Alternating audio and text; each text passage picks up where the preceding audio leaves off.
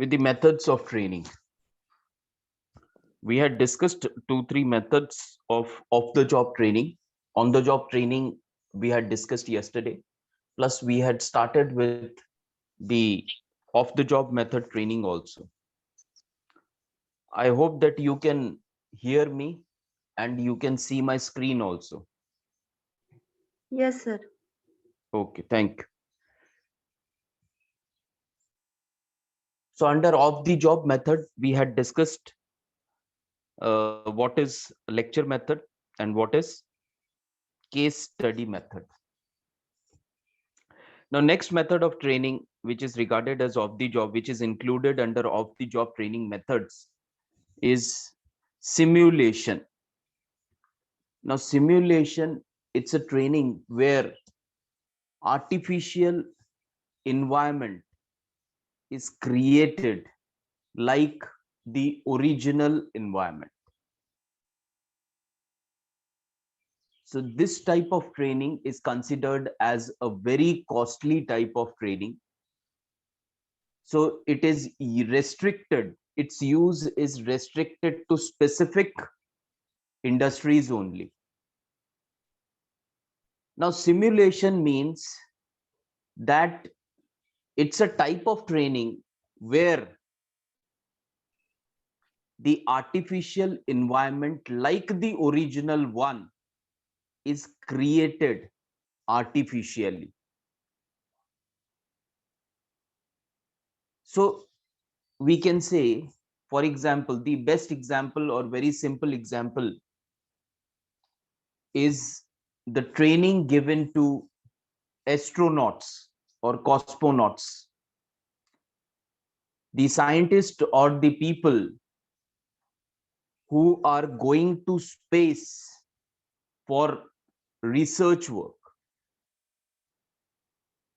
Now, these people are given training first and they are sent to the space, because the environment on earth and the environment of space, both are very, very, very different. There is no gravity force in space. So we have often seen on television, on news, on movies also, that people who are in space and who are there in the that particular spacecraft or rocket, we often see that these people are flying there. They are not sitting at a place or they are not standing at a place, but they are flying in the spacecraft or in the rocket, and they are doing their jobs also. Now, this happens because there is no gravity in space. As we all are used to that particular force of gravity,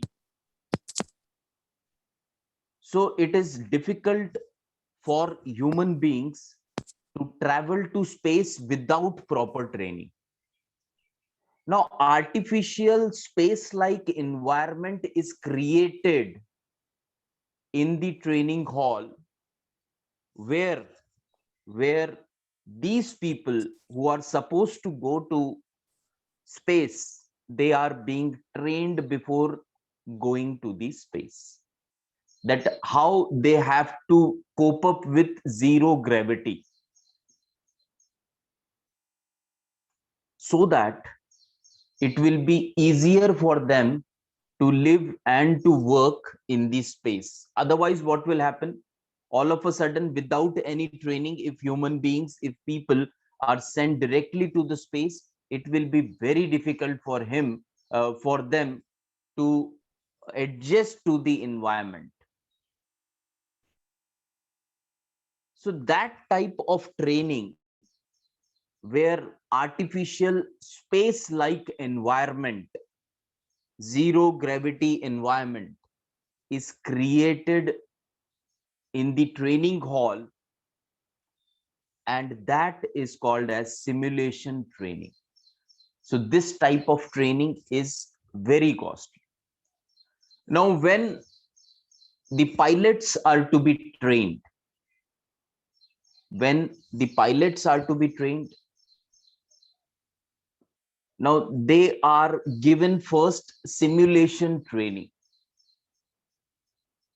and then they are given the charge of flying the real aircrafts, because aeroplanes or aircrafts or fighter jets, they are very costly, and it is not possible or it is not feasible that directly you are training the pilot on the aircraft.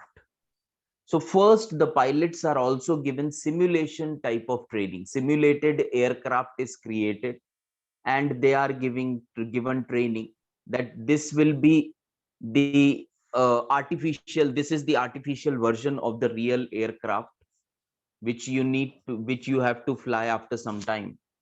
And once you reach the sky, this will be the environment which you have to face. How to face that environment? That at say 30,000 feet, 40,000 feet, or 60,000 feet in the air, in the sky. So that training is given to the pilots. So that is called as simulation training. So as it is very costly in nature, it is not practiced, or it is not given by all the organization to its employees. Specific organizations are giving this type of training to their employees. So that is called as simulation. Next one, role playing. Role playing, now it's a simple concept. We all know what is role playing. Now in role playing, the employees are given different roles to play. Script is written and it is given to the employee. One employee will be playing the role of, say, manager. Another may play role of a supervisor. Another may play the role of a machine operator. And according to the script, they will be playing their role. The script may have that there is a problem which is being faced by the machine operator. Now machine operator wants to solve that problem, but how he should solve that problem, that could be the case, that could be the play where the role play will take place. How the manager is solving the problem, or how the supervisor is solving the problem, and then reporting to the manager that this was the problem which was being faced by the machine operator, and this is how I have solved the problem. So script is written. According to the script, different roles are given to the employee. They need to play their roles, and that type of training is called as role play. Next is incident method. Incident method means once an incident has occurred, a very major incident has occurred, then how the organization can control that incident, or how they can, say, avoid that particular incident. So that type of training is called as incident training. Now because of some problem, there was a short circuit in the organization, in a particular department, and as there was short circuit, there was damage to that particular department building, damage to the machines were done, plus there was fire, and because of that, various documents were also lost. They were burnt in the fire. So that incident happened because of some negligence of the maintenance department. The organization had a policy that every year maintenance of electric wires or electric equipments will be done. will be carried out. But that particular department's maintenance was not carried out, and because of that, that incident happened. And because of that incident, there was loss to the organization. Now, this type of training, this type of incident is noted down by the organization. And in this type of training, what happens is the employees of the organization are made aware that this was the incident which had occurred last year, and because of this incident there was loss to the organization. You need to be alert with your department electric appliances or the machines which are there in your department. Whenever you find that there is something wrong in the electric appliances or machines, immediately you should contact the maintenance department. You should not ignore that defect, that it is not my responsibility, it is the responsibility of the maintenance department to come and fix that particular problem. So whenever such defects are being noticed, it should be immediately brought to the notice of the maintenance department or to the concerned department or to the immediate superior. So that happens in incident training. Next one is in basket method. Now, in basket method means it's a combination of various training methods. Combination of various training methods. Now, there can be employees who are given, say, 2-3 types of training. Now, 10 employees joined the organization. Now, these 10 employees can be given, say, 5 days of classroom training. Classroom training means it can be lecture method.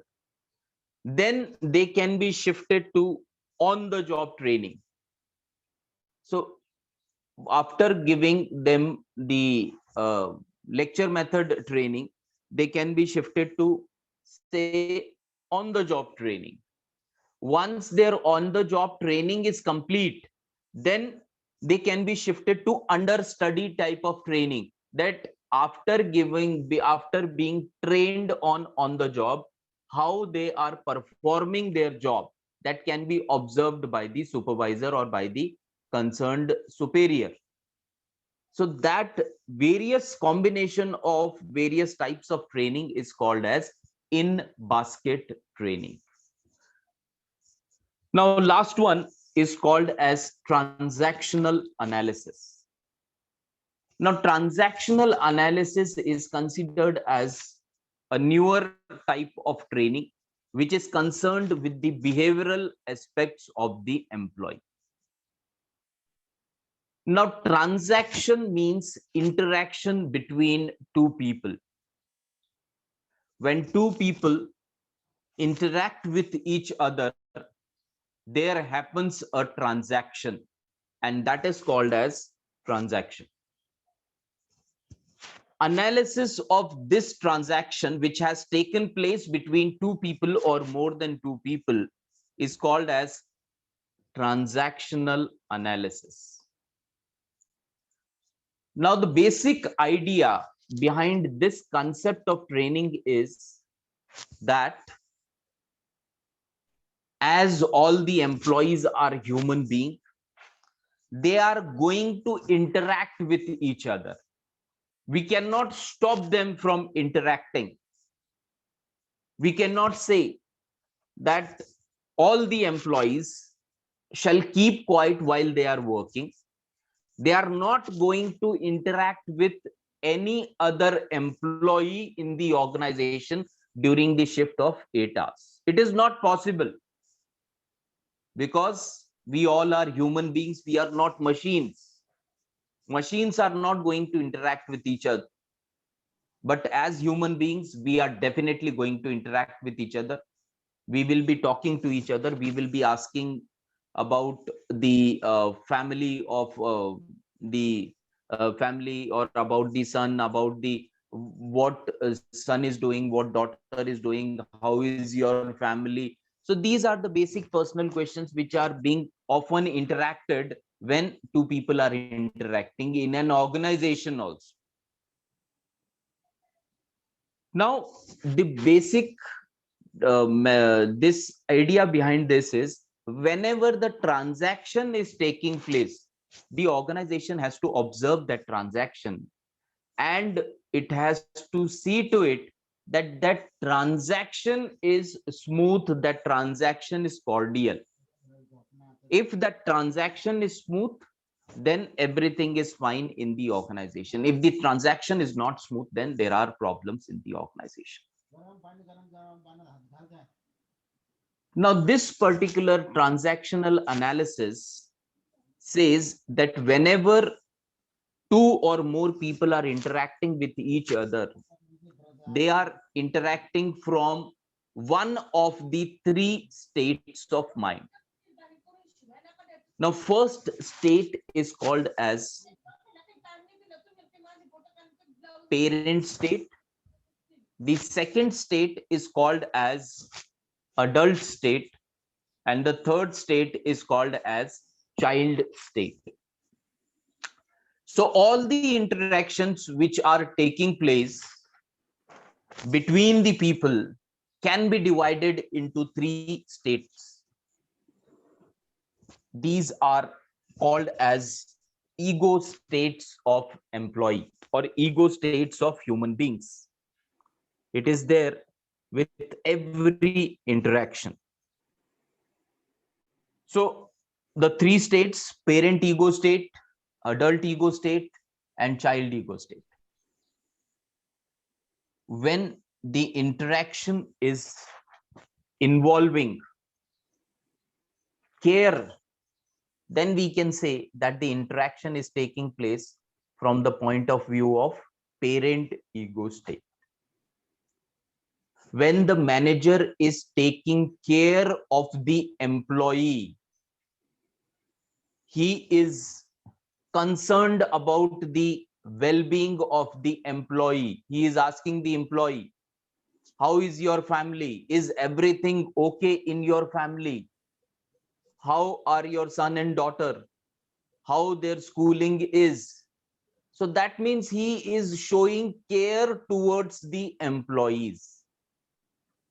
Parent, the role of parent is, parent always are careful towards their children. They show care towards their children. They are concerned with their children. So this particular transaction between the manager and the employee, which is showing care from manager's side towards the employee, he is asking about personal details. That means he is concerned with the well-being of the employee. So that particular transaction will be called as parent transaction, where managers are showing care towards the employees. Now, second interaction is adult interaction. Adult interaction means when a manager is taking decision, he is asking the subordinates that this is what the target which is being given by the organization, and now we want to design a strategy with the help of which we can achieve that particular target. Now here the manager is not taking the decision individually or single-handedly. He is asking for suggestions from the employee. That means he has a belief in the employee that employees are capable of giving good suggestion, which will be helpful for him to achieve or to design a strategy that will achieve the target for the organization. So he is showing a belief in the employees, his colleagues, his subordinates, that they are capable of giving good ideas. When you start believing in others, that means you are giving respect to others. You know that the other person is capable of that. He is intelligent to give a good idea. So when you are treating the other person at par with you, equal to you, that means the interaction is from adult ego state. In adult ego state, what happens is that adults treat each other equally. So when in organization also, when a manager is treating his subordinate, his employees equally, without taking the decision single-handedly, he is asking for suggestions from the employees because he believes that the employees are capable of giving good suggestion. So that interaction which is taking place between the manager and the employee, manager is asking for suggestions from the employees to design a particular strategy which will help to complete the target. So that interaction which is being taken place between employees and the manager is called as the interaction from the adult ego state. And the last ego state is called as child ego state. Now, child are careless because they do not know what is right and what is wrong. Normally, they do not listen to anyone. Whatever they want to do, they do it according to that only. So that sometimes certain interaction in the organization take place from the child ego state also. Now, for example, the rule in the organization is everyone should come to the organization by 8 in the morning. The organization timing is 8 in the morning. Everyone should report. Now, there are one or two employees who often come late. Now, the manager gives them, say, he informs them that you need to be in time, but he has informed them once, he has informed them twice, he has counseled them that if you every time, every now and then, if you are late in the organization, strict action can be taken by the organization. So please be in time. So he is trying to counsel them, he is trying to guide them. So we can say that he is interacting from parent ego state. Manager is interacting with those two employees from parent ego state because he is concerned about them.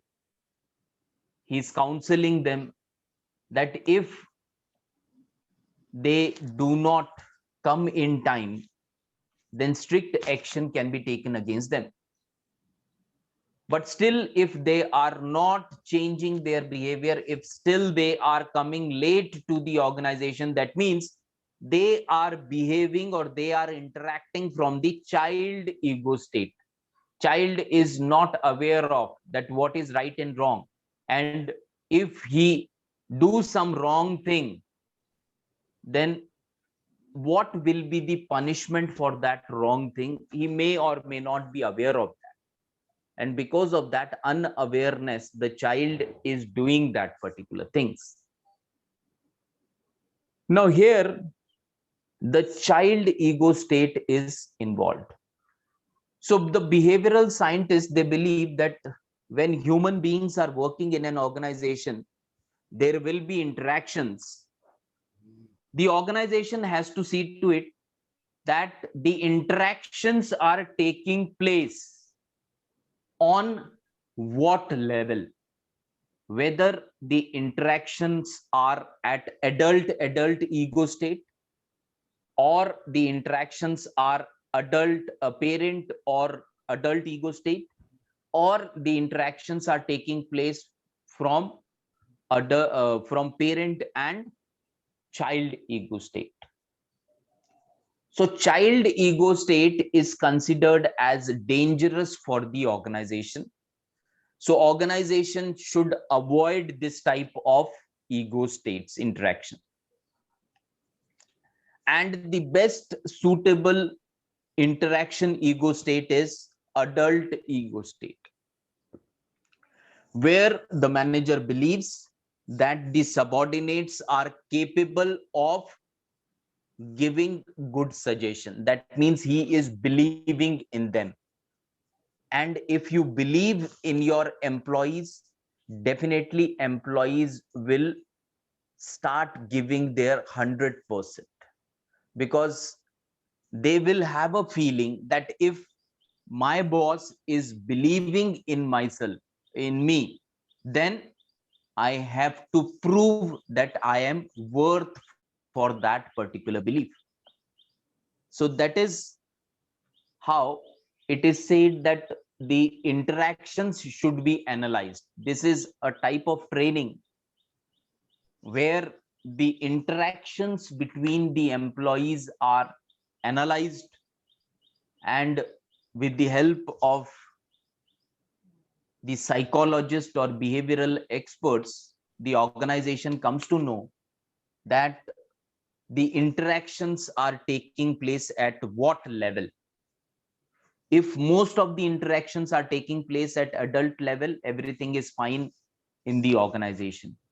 If most of the organization's interactions are taking place at child level, then there is a serious the organization should have a should take a serious note of it, and say a strict action should be taken against those employees.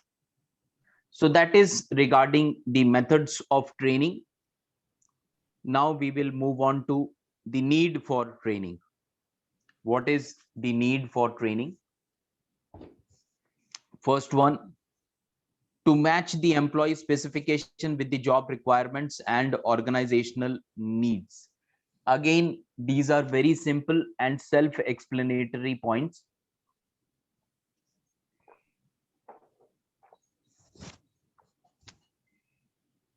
To match employee specifications with the job requirement and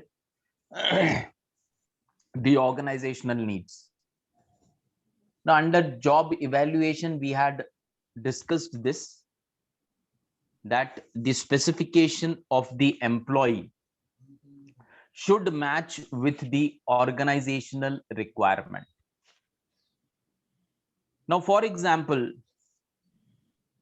now academically, the organization has given the advertisement that there is a vacancy for computer operator, and the qualification required is that the candidate should be BSc Computer Science, BCA or MCA. So that is the requirement, that is the qualification required. And according to that qualification, one of the candidate is selected by the organization. Now, this particular candidate's qualification should match with the job requirement. And to match the qualification with job requirement, instead of immediately giving the new candidate the responsibility of the job, normally the policy of the organization is that they send the new candidate to the training, so that the academic qualification of the candidate should match with the technical requirement of the job. So that is the first point. Second, organizational viability and transformation process. Need for the training. If the organization is changing the process, earlier the organization was carrying out its production activities on semi-automatic machines. Now the semi-automatic machines are replaced by fully automated machines. So as the entire process has changed, the employees who were working on the semi-automated machines or who will be now working on the fully automated machines, they should undergo new training so that they can efficiently manage the fully automated machines. So that is called as transformation process. Technological advances. As and when the technology change, the employees require training. Because if technology is changing and employees skills are not changing, then it will not be good for the organization.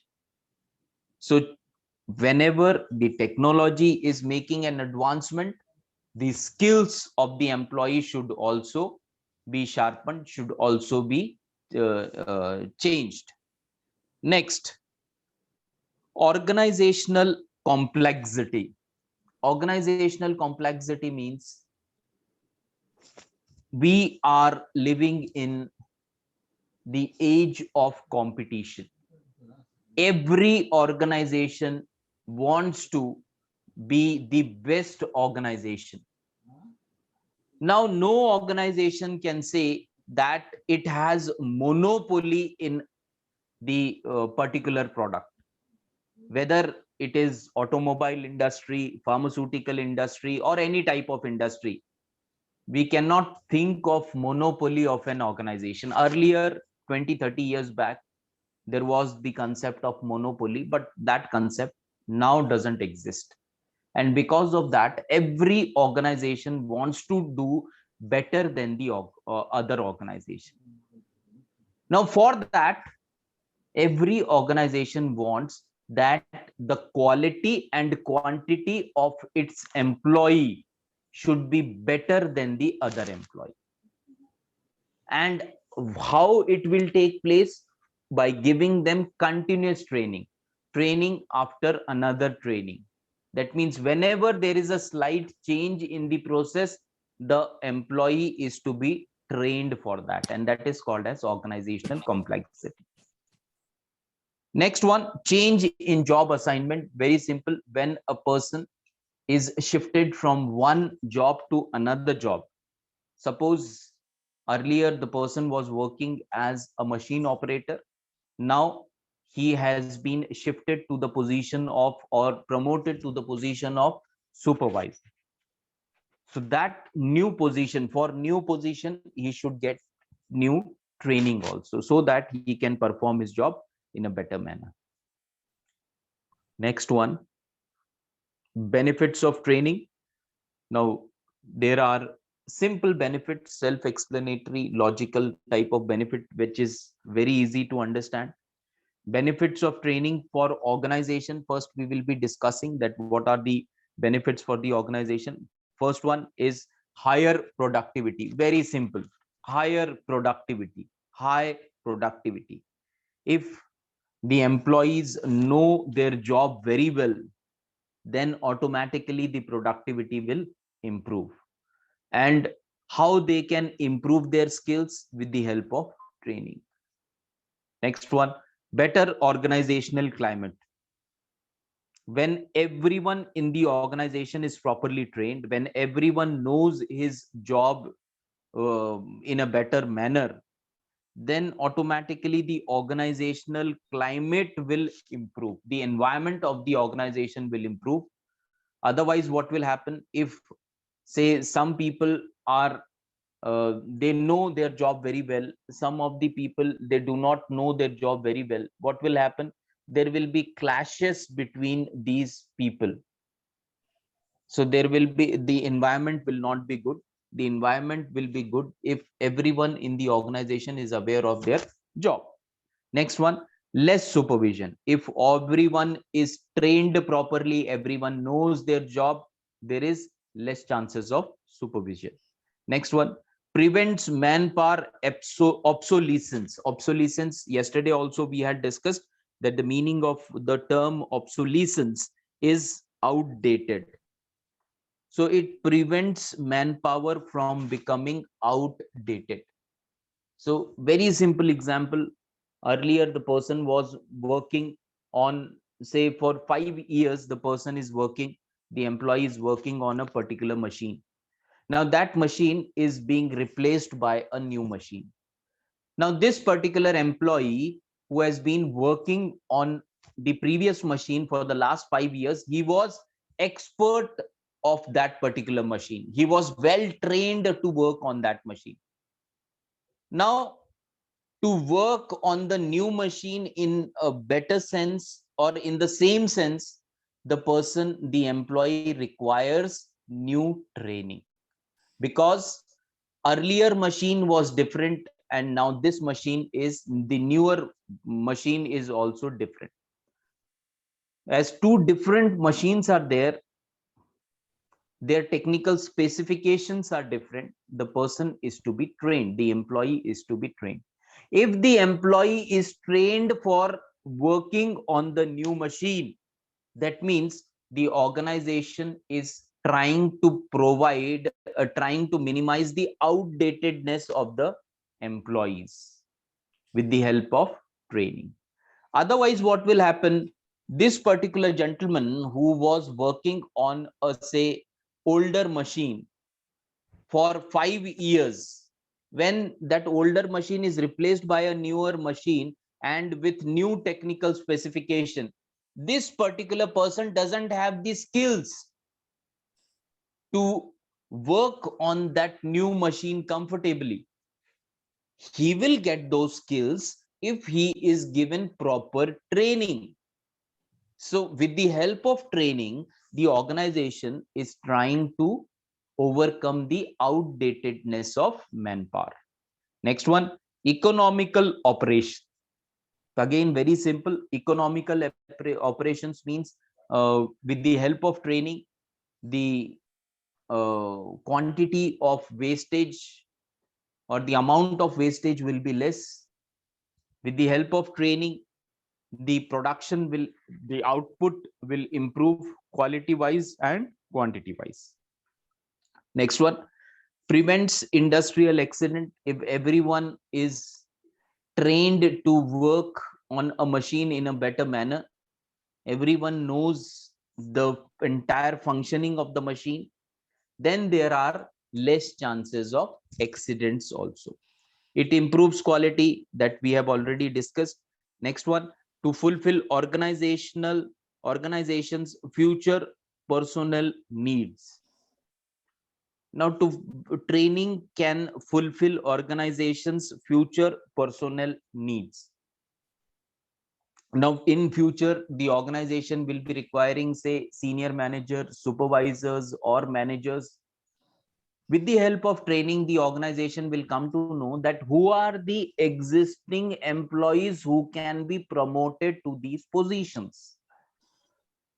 So that is how the organization can fulfill the future personnel needs. Standardization of procedures. Standardization of procedures means that everything can be standardized. And standardized means that a procedure can be made by the organization. Everyone has to follow that procedure. When we talk about standardization, standardization of quality can be set by the organization. And as every employee in the organization is being trained properly, the quality and the quantity should match that standard set by the organization, and that is called as standardization of procedures. Now that is the benefits of training for organization. Now we will be discussing the benefits of training to the employees. There are certain benefits to the employees also. First one, personal growth. Very simple. After getting proper training, the employee starts giving better output. If the employee is giving better output quality wise, quantity wise, then there are more chances that he will be promoted in the organization. So that will be helping him in his personal growth. Next one, Development of new skills. With the help of training, the employee gets new skills. Next one, higher earning capacity. So if new skills are there, if better output is there, then the employees will definitely be getting better salary, better incentives from the organization. Next, helps adjust with changing technology. If the employee is trained properly, it will help him in adjusting to new technology also. Before the implementation of new technology, if the organization is deputing the employees for that particular training, and after giving them proper training, then the implementation of new technology takes place in the organization. By this we can say that it will help the employees in adjusting with new technology. Increased safety. When the employee is aware of the technical specification of the machines, then there are more chances that there will be increased safety and less accidents. Last one is confidence. Very simple. Now, confidence comes when the person is knowing about the job very well, and he will know his job very well if he is properly trained for that particular job. And if you know your job very well, automatically you will develop confidence. So these are the benefits of training for individual employees. Now we will discuss about the tools and aids of training. Now, for tools and aids of training, there are static media and there are dynamic media. Static media means the equipments which are put on a particular place, which are kept on a particular place, which are placed on a particular. So, first one, tools and aids of training. Tools the equipments required for training process. Now, for training, for say the classroom training or for the lecture method, the teacher or the trainer may require, say, if it's a whiteboard, he may require the markers for whiteboard, duster for whiteboard, pointers. So these things are called as tools and aids of training. Now, first one, black and white board. Everyone is aware of what is black and white board. Next one, print-based material. Print-based material means that before the start of training, certain material, certain printed material can be shared with the participants or with the trainees, and they may be given, say, 1 hour, 2 hour, 3 hours to read that material and be prepared for the training. Next one, handouts. Handouts means the printouts of say slides which will be shown to them through the PowerPoint presentation. Those slides can be there, printouts can be shared with the employees. Next one, marker boards. Marker boards, we all know what is marker boards. The whiteboard markers are the marker boards. Now, flip charts. Flip charts, it's a bunch of charts which is placed on a tripod. Suppose some technical training is to be provided to the employees. Now, the drawing of a particular part can be made on a chart, and that drawing can be shown to the employee to make them understand the parts of the machine. Certain, suppose 10 important parts of the machines are there, so 10 drawings can be prepared on charts and they can be shown to the employees that this is the name of the part, and this is the functioning of the part. So that can be shown to the employees who are being given training. Now, this 10 bunches of charts can be placed on the tripod, and one after the other chart. That okay, first diagram is shown, then the chart will be flipped or the chart will be changed, and the second chart will be shown, then third chart, then fourth chart. So the entire bunches of chart is placed on the tripod, and that is called as flip charts. Next one, work equipment. Work equipment means the actual equipments on which the person will be working. Those equipments can be shown during the training session to the employee, that this is the equipment and this is the name of the equipment and these are the functions of the equipment. Next one, magnetic boards. Now some of you might be aware of this particular magnetic board. Magnetic board means it's a training equipment. Magnetic, as the name itself says, magnet. So magnet is involved in the board. Magnet is attached on the board. So various equipments of machines that can be put on the, or that can be placed on the magnetic board, which is fixed on the wall of the training hall. And with the help of those equipments which are placed on the magnetic board, the employees can be given training by the trainer. So these are some of the tools and aids of training which are static in nature. Next one, the dynamic media or the other tools and aids of the training. First one is overhead projector.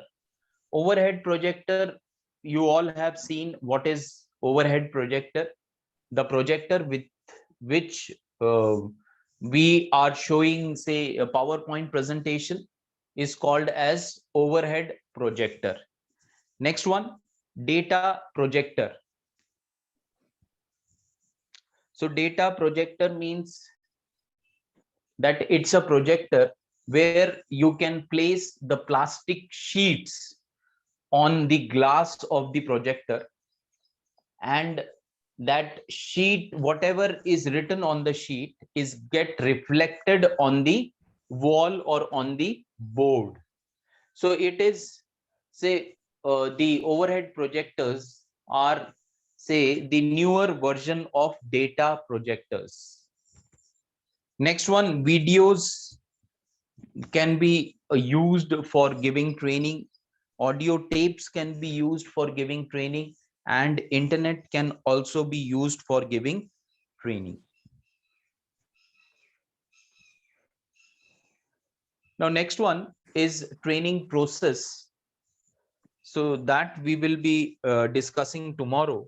We will stop here as we will not be able to complete this training process. So tomorrow at 6 a.m. when we will be meeting, we will start with the training process. So we will stop here. Thank you all for joining today's session. We will meet tomorrow at 6 a.m. Thank you. Thank you.